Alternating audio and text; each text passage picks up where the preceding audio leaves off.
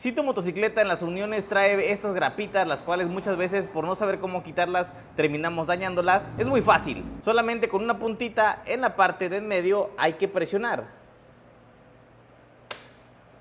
Y una vez que presionas, se libera. Hacemos el movimiento y podemos retirar fácilmente. Para volver a introducirla, sacamos este pernito, el cual presionamos al inicio, pero ahora lo sacamos y que se vea de esta manera. Y volvemos a colocar en su lugar. Y una vez que está posicionado, solamente presionamos. Y es así como nos queda. Y con esto ya lo sabes. ¡Listo! ¡Vámonos!